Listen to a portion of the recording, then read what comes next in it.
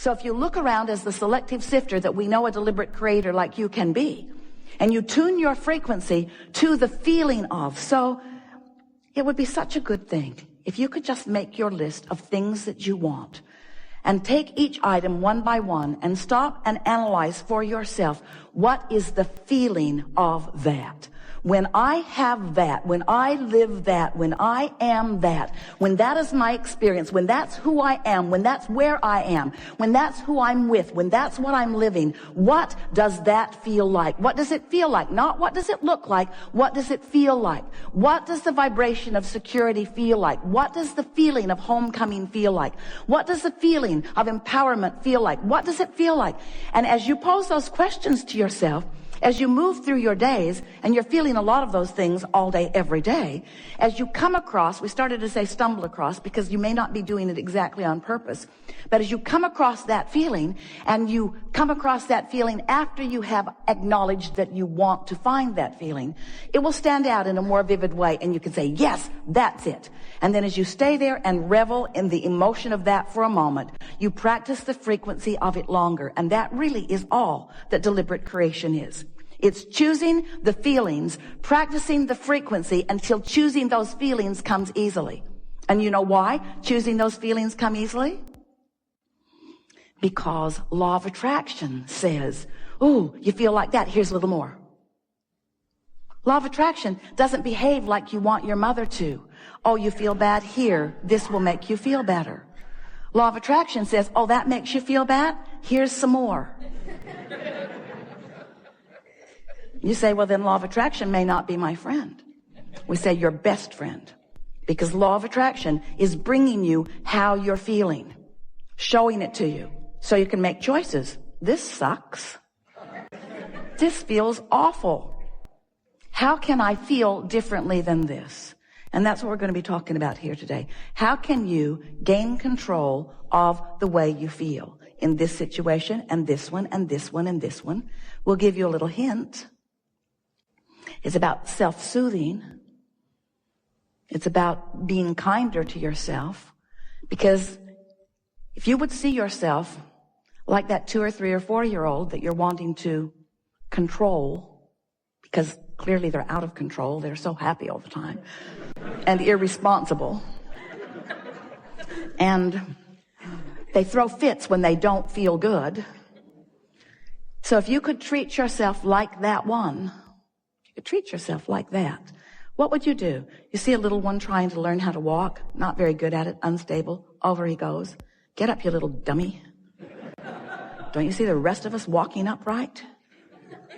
You're not a dog, you're not a cat. Get up, you little dummy. You don't do that. Why not? Why not? Because first of all, you understand that you are where you are, and next of all, you understand that with focus, there is learning, and with trying, there is change in behavior. And so it might be helpful if you would think about those that you feel most like encouraging. Who are they? Who do you feel most like encouraging? Is it those new ones that haven't yet shown their failure or their stupidity? In other words, this person deserves my help because this person is new to all of this. Or do you want to uplift everyone? Are you a soother to most? If you saw someone in the street bleeding, we believe you would help them. But when you see someone negatively expressing, you sort of want to scold them into better behavior. And that's sort of what you do to yourself. You sometimes try to scold yourself into better vibration. And we thought it would be a really good thing to start this new year out when you're thinking more about who you are and where you're going and what you want. If you could just take this one piece from this gathering, that you want to soothe yourself into alignment by pointing out to yourself how well you are doing, how much is going well. And it is our promise to you that you can get hold of little pieces of that all through the day. And law of attraction will say, oh, here's more. Here's a little more of that. When you soothe yourself and accomplish the soothing, law of attraction will say, here's more of that. The universe agrees with you there and there and there and there and there. Until it won't be long. 30 days is certainly enough. That you'll be walking around feeling like the most blessed being, because everywhere you turn, someone, something, some circumstance or event or some other person, some coincidence, some coming together, some collective co-creation will occur. And you will be the center of it, the object of it, the recipient of something that feels really good to you. And in the beginning, it might just be an uplifted heart. It might be a new idea that just feels really good. It might be a comment from someone unexpected.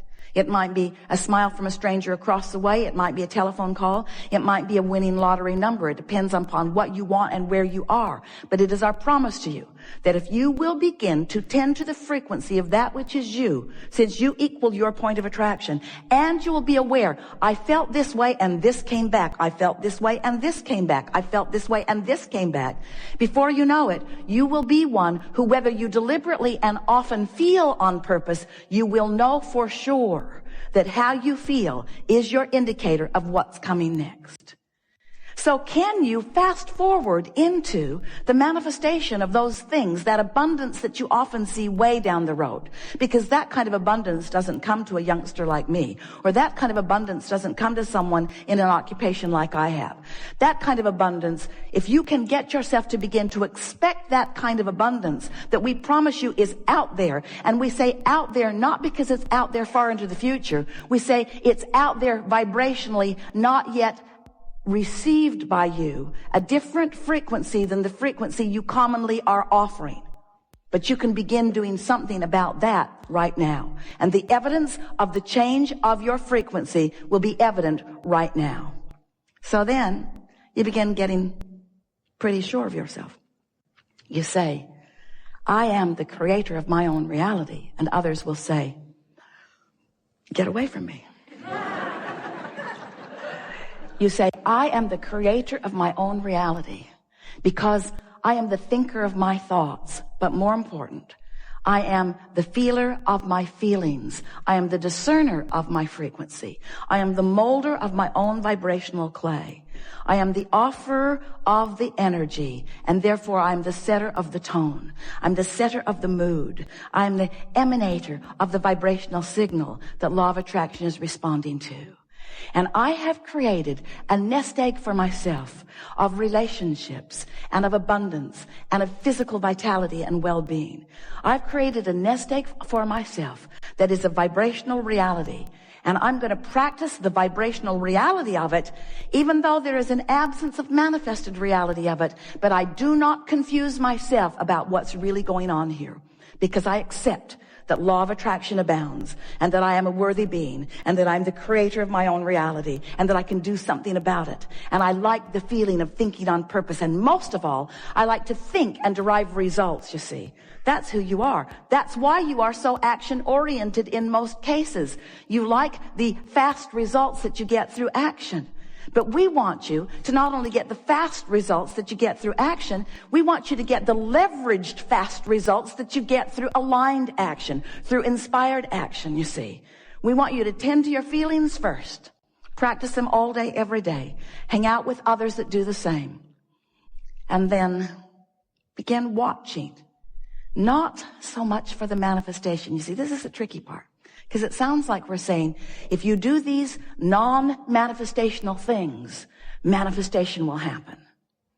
And then you can look at the manifestation and it just gets better from there. But we don't ever want you to be hooked on the manifestation. We want you to be hooked on the feeling that you can foster right here, right now.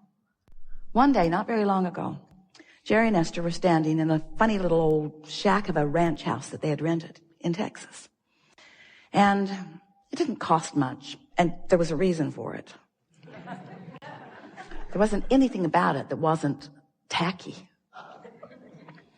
And one day, Esther was talking to us about renting this house. They just wanted to be in the area. Their place now is right in the vicinity, and they were trying to get a vibe for the area. So they thought if they could just set themselves down so they could feel what it felt like, that it would be a good way to get the juices flowing, and it was.